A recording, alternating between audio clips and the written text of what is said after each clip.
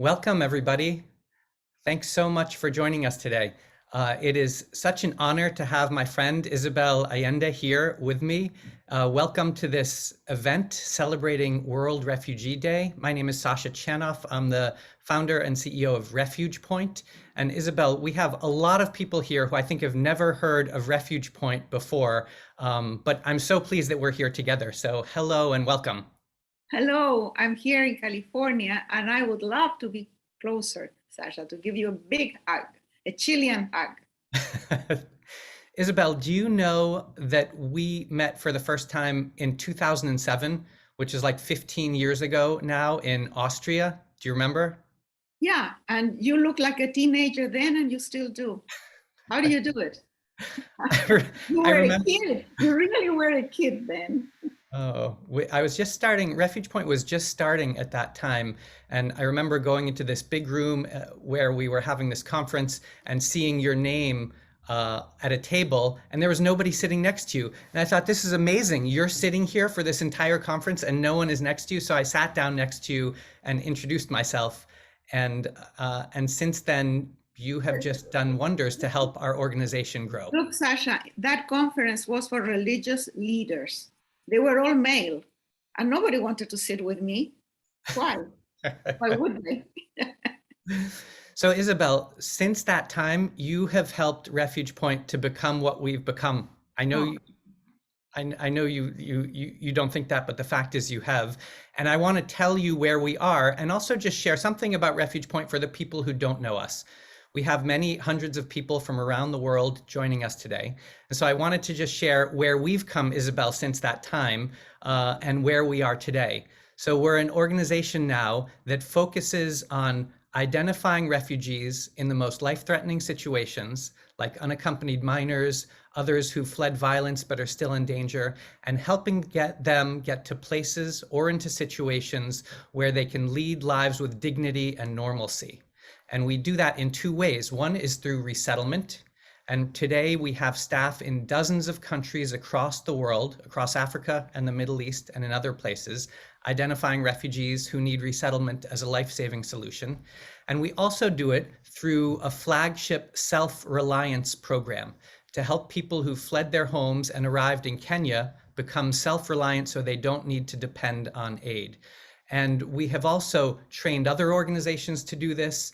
And our method is around creating innovative new programs and training others and supporting the humanitarian community broadly to do this work so we can reach more people than only our direct organization. And so we've helped a lot of people, and you've been a really instrumental role in that. So thank you, thank you, thank you for everything. no, thank you for the work you do. Really, it's So wonderful. So this is a really fun moment for me because I get to ask you questions about yourself. And there are a lot of things I'm really interested in.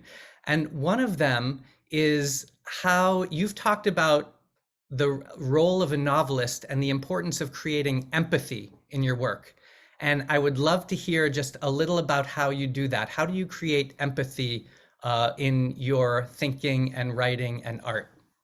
I think the same way you do, Sasha, by telling one story, the story of one person with a face, with a name, with a voice.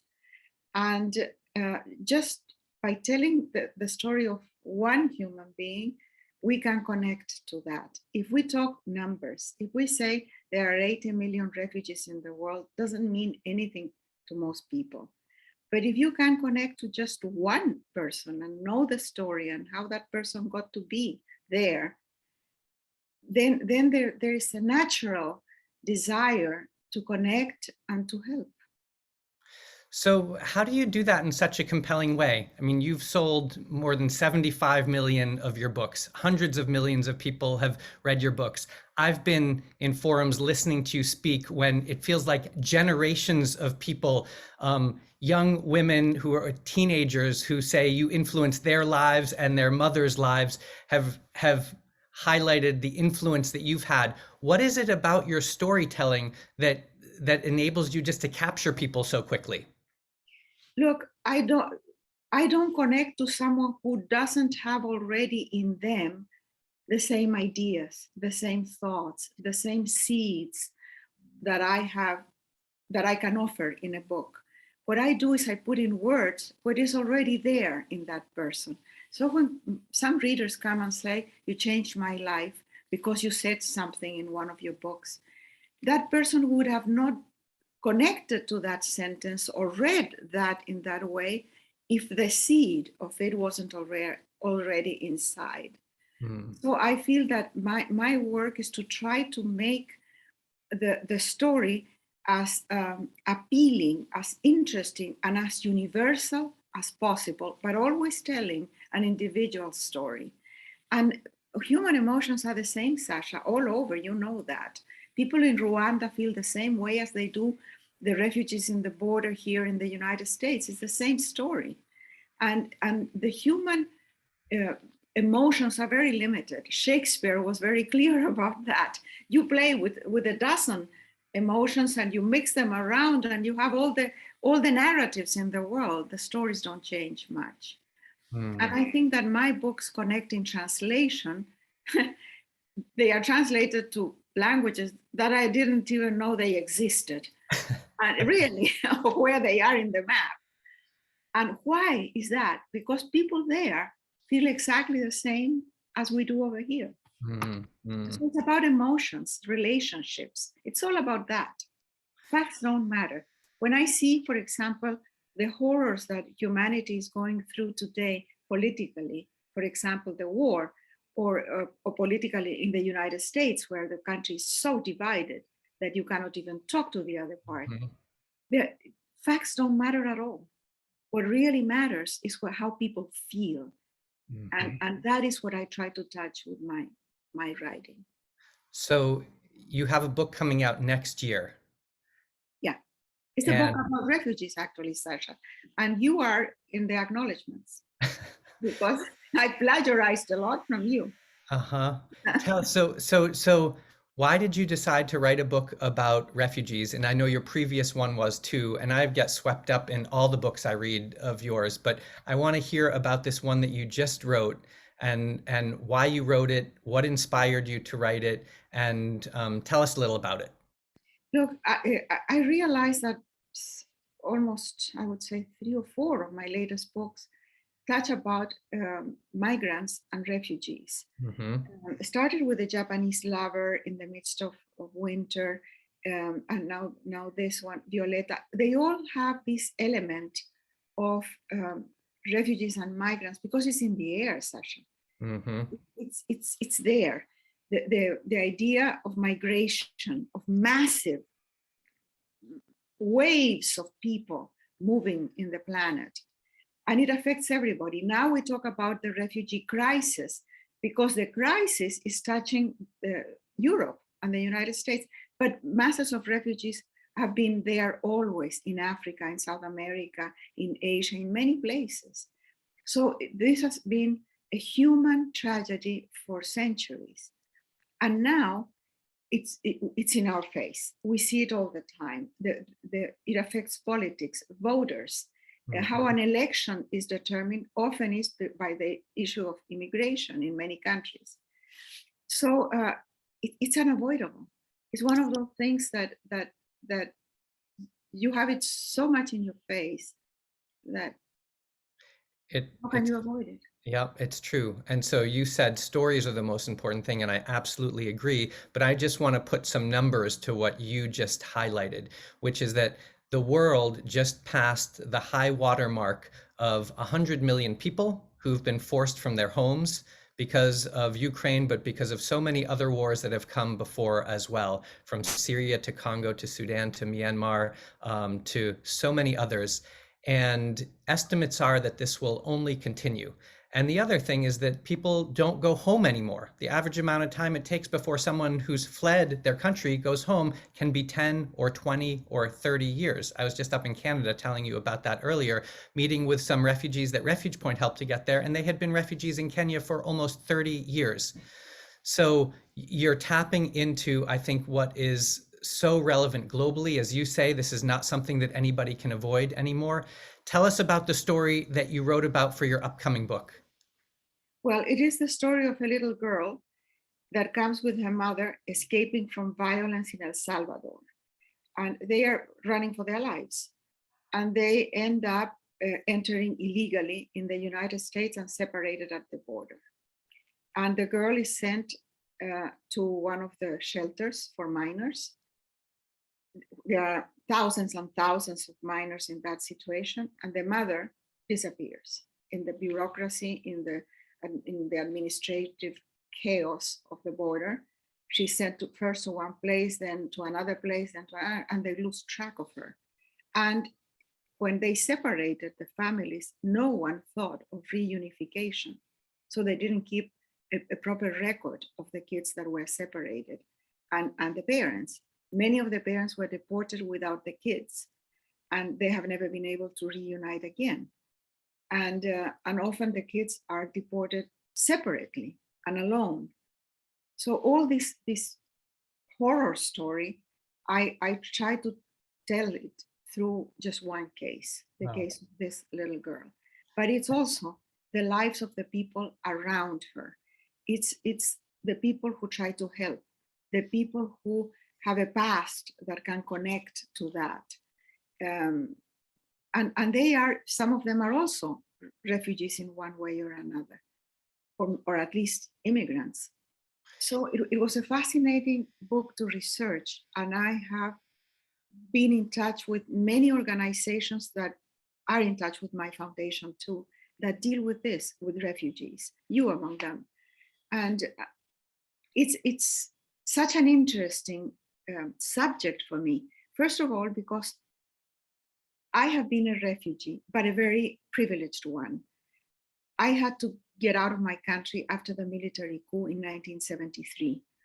And I was lucky enough that I landed in Venezuela, which were at the time was a rich, generous, hospitable country. Oh, Isabel, you're making so many points that I want to dig into, and especially what happened to you in Venezuela. So I'm sorry to jump in, but I wanted to just go back to what you said about this young girl that was separated, because my heart started beating faster when you talked about that. And I started getting goosebumps because the situation of separated, unaccompanied children is so dramatic. It's growing, it's horrifying, it's unspeakable. And I think what you're writing about captures something that's happening more and more in the world. And when you just shared that story with me, it feels like it's a story that jumped right out of reality, right? I mean, But it is out of reality because I took it from one of the cases that my foundation knows. So I didn't have to invent it. The children, some children have been taken away, they're breastfeeding, and they have been taken away from their mother's arms and put in a shelter. There are shelters where there are babies, really, in diapers. They end up going to a hearing in front of a judge in somebody's arms. They don't even walk. Mm. And they are asked questions like, do you want to go voluntary deportation? The kid doesn't know English and doesn't know how to speak yet. Mm. So the whole thing is so absurd and so tragic and so painful. And then these kids will never recover. Many of them spend so much time separated that if they reunite, they don't even recognize the parents.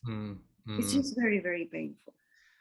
Isabel, one of the things that I have really loved about my role as the leader of an organization is that I get to meet other people who do incredible work and other organizations that do incredible work. And then I have an opportunity to introduce those people to others.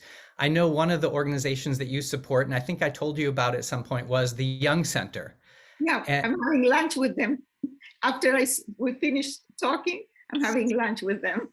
So you got a lot of the research from the book that you're writing or you've written and will come out next year from them, from Kids in Need of Defense as well, which is another fantastic organization protecting the rights of children. Project, from the East Bay Sanctuary. I can give you a long list of people who do incredible work. Yeah. Good. I wanted to mention those names because I think for people who are listening, if they're interested in these kinds of issues, they can hear that and look those organizations up. But I also wanted to say that the work that you've done and the support that you've provided to Refuge Point helped us actually focus on unaccompanied children. I think it was right around when we met that we found across Africa and then later in the Middle East that there are many, many unaccompanied children living in refugee camps, and they have the least access to resettlement. And the US has a really good program to bring unaccompanied children here and give them a new life. And in fact, there's a young Rwandan woman who's on Refuge Point's board who came through that unaccompanied minors program. So we saw this huge need. We saw that in order to address this, we needed people who were specialists in working with unaccompanied children, and we started hiring them, thanks to you and thanks to others.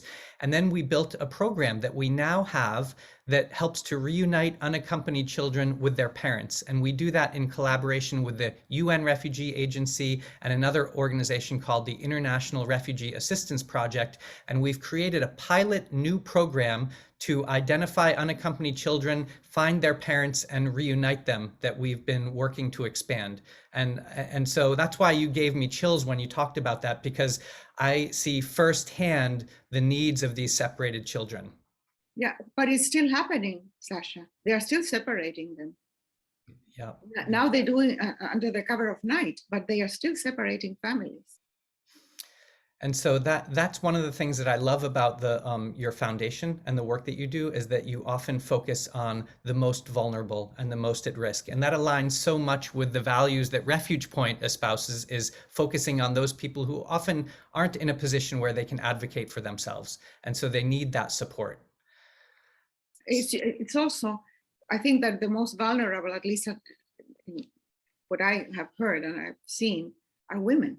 Mm-hmm. Women and children. I mean, those are the most vulnerable. They are trafficked, they are exploited, it's terrible. I loved your book, The Soul of a Woman. I was reading it, and when you invited my family over to dinner at your house, and we had that wonderful dinner right before COVID, I kind of pictured sitting in your living room and you just talking to me. And I feel like that's what so many people probably had that experience reading that book, of you just like talking to us about that. But tell me a little more about women and your focus on women. The whole mission of the foundation is invest in the power of women and girls. And we focus on three main issues: health, which includes, of course, reproductive rights; education, which doesn't have to be college education, just give someone a skill so that person can work and make a living and support the kids. Mm-hmm. And protection from exploitation and violence, because a woman who lives in fear is paralyzed. Mm-hmm. Nothing we can do. Mm-hmm. I loved that entire book. I've sent it to a lot of people. It actually makes me think of this flagship program that Refuge Point has, which helps people in really vulnerable situations get to a point where they don't need help anymore. And we call it our self-reliance runway approach. And the idea is to identify people, to give them a set of services, from some emergency food and housing assistance to counseling, to then thinking about what they can do to help support themselves and to work carefully with them. And in Nairobi, we've created a whole effort around this that has really led to influencing other organizations to do the same.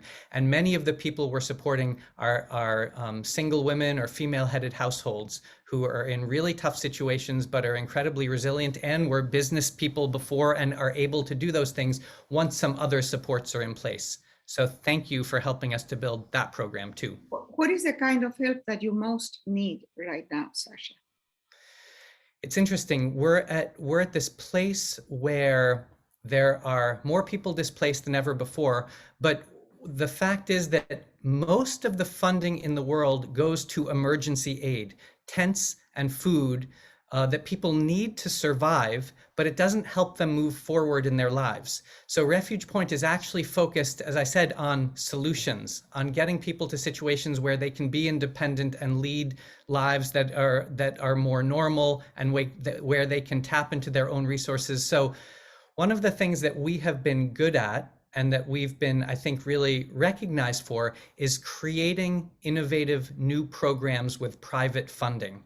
So that funding enables us to think about what's happening and to build programs that relate to what people need. So And it's very, give me an example of one of them. I'll give you an example. So we found that the Canadian government wanted to bring refugees there to actually get jobs in the healthcare industry. And so they reached out to us and said, you've helped so many women and others resettle to Canada for many years. Could you identify people who have nursing backgrounds or home healthcare backgrounds to bring them here? And we said, we can look into that. And so we started doing that, but it was a very early stage project that nobody else was doing and there was no funding for. But because we had private funding, we were able to start a pilot project. And I was just in Canada meeting with some of the first women that we've helped to get there, along with the Minister of Immigration in Canada.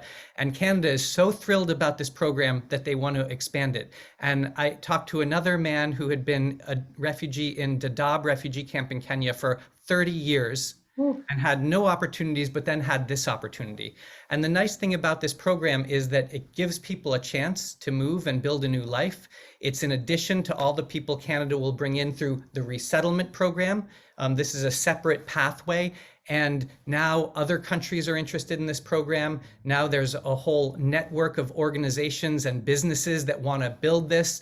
And this is coming because of the private funding that we've had to help build something that was creative and new in the world. Yeah, because that's the point. Where do these refugees go? What kind of life can they have once they are displaced?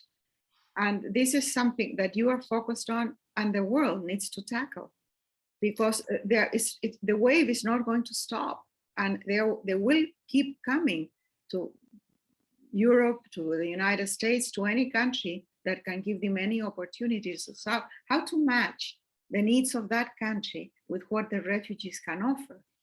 Yeah, yeah. And so, Isabel, you were talking about the fact that you yourself were a refugee and that you fled to Venezuela. And you were saying that in Venezuela, you found open arms. Tell me a little about that. Yeah, I was very lucky at that time because Venezuela wanted immigrants that did most of the work. And it had enough resources, and it was such an open society and such an open democracy that there was space for everybody. So people came from all over the world as migrants for economic reasons, and refugees also that came from escaping the dictatorships in Latin America, especially Uruguay, Argentina, and Chile. And there were a lot of people coming also from Colombia.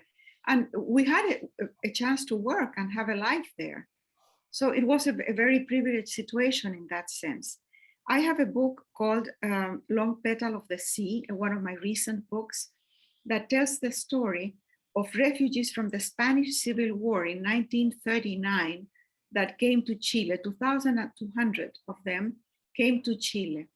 And they were met at the port by crowds of people cheering. They brought food, they brought flowers, flags, their songs, they opened their homes, they invited my grandfather's house. We had some of those refugees at home. So the idea that they were welcome to a country that was hospitable was so important. Now there are like 15,000 descendants of these people. And they have all contributed in incredible ways to Chile. They changed the country when they came. Chile was a very backward country at that point, very far away, a solid democracy, however. Look, astronomers, philosophers, writers, skilled workers, all these people who came in just moved the ground. And their descendants if you take a look at the famous people in Chile, they all have Catalan names, or most of them. Amazing. They come from the Winnipeg, from the ship that brought them, and they call themselves the Winnipegs. Incredible. So you had your own experience welcoming refugees who are arriving there, or you saw that. Before my time, but I saw it in my family, and I saw what they did to the country. And then you had to flee to Venezuela, and you in Venezuela, that's where you wrote the House of Spirits, right? Yeah, I became a writer in Venezuela. My children married Venezuelans. My brother is still there with all his family. So So it's a country that gave us a lot. so what were the conditions when you arrived in Yeah. Venezuela that enabled you to tap into your unique creativity to write that book? How did Well, that happen? that's different, but that happened for other reasons. But the fact that we had work immediately, as Hmm. soon as we got there, was all the difference in the world. When Hmm. you go to a place and you're not a charity case, you are contributing, you are making a living, you are working, you have the feeling that you are going somewhere, that you're not stuck, you Hmm. know. And the most important thing is that you don't feel that you are just on the receiving end, you are giving back. I Hmm. remember when I came to the United States, I came as an immigrant, and I married an American, so I was legal from the always. And I applied immediately for the citizenship because I wanted to sponsor my children. And when finally the judge gave in his private chambers, he gave me the citizenship because at the time my daughter was dying, and this man was very generous and wanted to help me. So in his chambers, when he finally congratulated me, I said, I promise you that I will give something back. Hmm. And then many years later, when I got the Medal of Freedom from Obama, I wrote him a letter and I sent him a photograph of the medal. And I said, you see, I did what I told you. And he wrote me back and he said, I have followed, he was retired by now. Uh-huh. He said, I have followed your career. I know. So that was so touching. And I think that that's what most people want. They want to be part of the society, to be accepted, not as a stranger, but as someone who belongs there, to have a place in the world. Hmm. It's so hard to feel that you don't have a place anywhere. Yeah. I feel like so many people are shackled into lives of dependence on emergency aid that's necessary at the outset, but then extends 5, 10, 15, 20, 25, 30 years It's without change. humiliating. It's humiliating and it's paralyzing because you can't. What can you do with your life? Yeah. You don't want to. Nobody wants that. Yeah. And that's what you're talking about is what we've seen in Nairobi and in other programs that we've worked with, is that when people have a chance to support themselves, when that they're unburdened by that experience of just needing to depend on others, and they feel seen as whole human beings Yeah. as opposed to people who are just victims who need a handout. And that's the transformation that needs to happen. What you just described in Venezuela, and what you described here, and what you described in Chile, and what happened there, is exactly the transformation that we need to see in the world in terms of communities recognizing the resilience and strengths and contributions of refugees and opening our hearts and homes to them so that they can join us and lead normal lives again. So thank you for emphasizing that. Is there anything else, Isabel? We haven't been able to answer questions here. Some people have asked questions, but I think our conversation has actually gotten to a lot of the answers. But I wanted to, I guess, say one more thing and then leave the last word to you. Lastly, I just wanted to say that if people are interested in doing more for RefugePoint or supporting us, we have a 5K run coming up that you're welcome to engage in, and we'll put something in the chat and also send people something around that. But Isabel, thank you for highlighting the strengths and opportunities, but also the desperate needs of people in forced displacement situations. Is there anything else you want to share with all of us here? I would just say that sooner or later, most of us will be in touch with people who are either immigrants in hard conditions, sometimes mostly undocumented, or refugees. And listen, ask for the story, and listen. And once you hear the story, everything changes. They are no longer foreigners. They are no longer strangers. They are no longer a threat. They have not come here to take anything away from you. They have come here because they are in dire need, but also because they want to be part of something. So that's what I would say, because that's how I felt when I was in that situation. I wanted to be heard and to be seen. Thank you, Isabel. You are a transformative force in the world, and we are very grateful to recognize and honor and celebrate World Refugee Day on June 20th with this conversation.